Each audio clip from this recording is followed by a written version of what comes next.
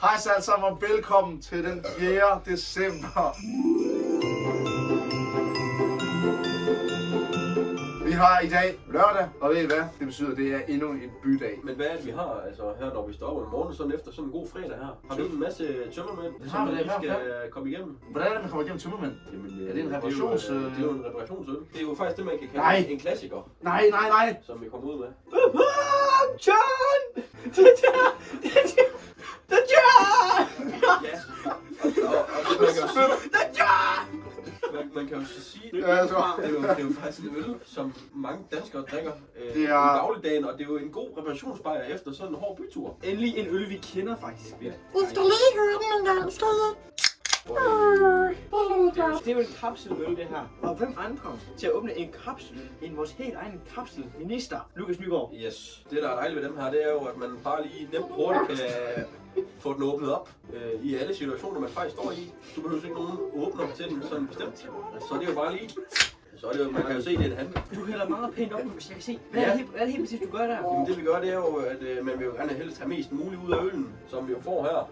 Det ved at hælde lidt skråt, så får vi en god del skub ud af den. Jeg ved ikke, hvad du skal have.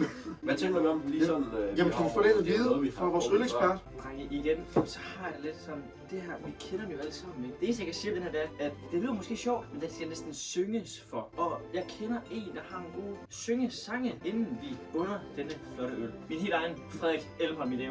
Tag den så. Vi følger med. Det gør jeg selvfølgelig, det gør jeg. Her omkring Danmark, hvor vi lige er hav. Skrev. Skål! Skål! Pas på dernede, for der kommer et skylle. Lige præcis. Jamen det smager jo som at tage vand fra hanen. Her er vi ude, det jeg kalder løvevand. Løvevand. Lion water. Bare lige forstå, hvad er det, Tongi og marcipangrisen griner af? Det er fordi... Jeg ved det godt, men det er fordi, det er god øl! Men man bliver jo næsten rørt. Nu har vi jo prøvet sådan nogle forfærdelige øl 3 dage i træk, og nu får vi endelig noget godt. Jamen det er, jeg er helt målløs. Jeg er fuldstændig chokeret. Jeg er lykkelig, at jeg kunne optage en julekalender, hvor man bare drak 24 af dem der, ligesom man gjorde sidste år. Altså jeg har det sådan lidt, jeg synes det er bedre end 6, og jeg er bøden, men alligevel. Så er det sagt. Men I kan jo finde min Snapchat i beskrivelsen. Nej. Der kan I sige nej. Men altså, jeg tænker ikke, der er så meget at snakke om med, hvor den her den skal placeres. Værsgo at se på den. Kan vi fjerne den her?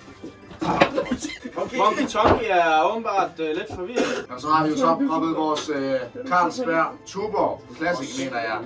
Selvfølgelig på en første plads, på grund af det er jo en ikonisk øl. Jeg vil bare sige tak for i dag, og det har været en dejlig afsnit. Og så ses vi i morgen til...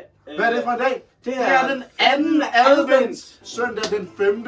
Og december. glæder jer, fordi sidste år, der var det den 5. Så var der en, der brækkede sig. Se hvad der sker i morgen. Vi ses. Hej. Hej.